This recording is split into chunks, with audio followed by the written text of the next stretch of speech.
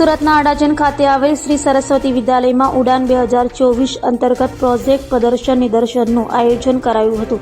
અડાજણ સ્થિત શ્રી સરસ્વતી વિદ્યાલયમાં વિજ્ઞાન અને ટેકનોલોજીના યુગમાં બાળકોમાં રહેલી સુસુપ્ત શક્તિને ખીલાવવા, તેમનામાં નિપુણતા લાવવા માટે તેમજ તેમને પ્રવૃત્તિમય આનંદમય બનાવવાના આશય સાથે 28 ફેબ્રુઆરી 2024 રાષ્ટ્રીય વિજ્ઞાન દિનની ઉજવણી નિમિત્તે શાળામાં ઉડાન 2024 અંતર્ગત બાળ ભવન વિભાગના ભૂલકાઓ દ્વારા વિવિધ વિજયલક્ષી પ્રોજેક્ટ પ્રદર્શન નિદર્શનનું આયોજન કરવામાં આવ્યું હતું। પ્રોજેક્ટ પ્રદર્શનમાં શાળાના managing trustee Devenbhai Patel, director Acharya Pritiben Shah, બાળ ભવન વિભાગના નિરીક્ષક જયશ્રીબેન મોરકર ઉપસ્થિત રહ્યા હતા।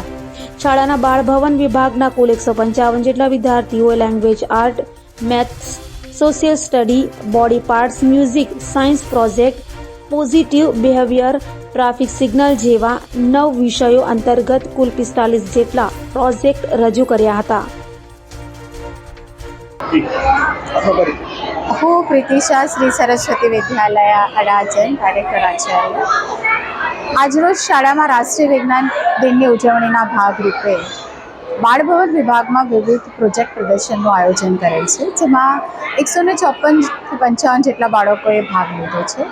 વિવિધ વિભાગના વિષયોને આવરી લઈને બાળકોની અંદર રહેલી સુષુપ્ત શક્તિઓને બહાર લાવવાના ભાગરૂપે આ આયોજન થયું છે, જેમાં વાલી અને શિક્ષકોનો પણ એટલો સહયોગ રહ્યો છે, કેમ કે આજકાલ મમ્મી પપ્પા બહુ એક્ટિવ છે। મમ્મી પપ્પાની હેલ્પ અને મમ્મી પપ્પાને પણ પોતાના બાળકો માટે કંઈક કરવાની બહુ હોશ છે, અને એના ભાગરૂપે પેરેન્ટ્સ અને ટીચર્સના સહયોગથી આજનો આ કાર્યક્રમ સફળ રહ્યો છે એવું કહી શકાય। અને નાના નાના ભૂલકાઓ વિજ્ઞાનના નાના નાના નિયમો પર આધારિત નાના નાના જે ઘરે આપણે કરી શકીએ, જે રમતા રમતા પ્રયોગને જાણી શકીએ, અને ઘણા બધા પુસ્તકો આપણા છે કે જે રમતા રમતા આપણે વિજ્ઞાનને જાણી શકીએ, અને એ વિવિધ પ્રયોગોને આવરી લઈને બાળકોમાં રમતા રમતા જાતે કરીને ભણવાની મજા લઈએ એ વિચારને સ્થિર કરવાના આશય સાથે આજના દિનનું આયોજન થયું છે।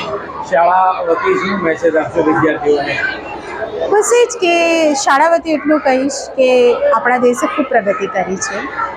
આપણો દેશ ખૂબ વિકાસશીલ દેશ રહ્યો છે, ખૂબ પ્રગતિમય રહ્યો છે, અને દેશનું ભવિષ્ય વર્ગખંડોમાં કરાય છે। તો આ બાળકો ભારતનું ભાવિ છે। તો આપણે સૌએ સાથે મળીને આ બાળકોને એવું મેદાન આપવું જોઈએ, એવી ફ્રીડમ આપવી જોઈએ કે એમને પૂર્ણ સ્વતંત્રતા સાથે એ લોકો ખેલી શકે। આપણે કહીએ એટલું જ નહીં, એટલે કે ચોક એન્ડ ટોક જ નહીં, પણ એ પોતે કંઈક કરતા થાય, પોતે વિચારતા થાય એવા બાળકો આપણે આવતીકાલ માટે તૈયાર કરવાના છે।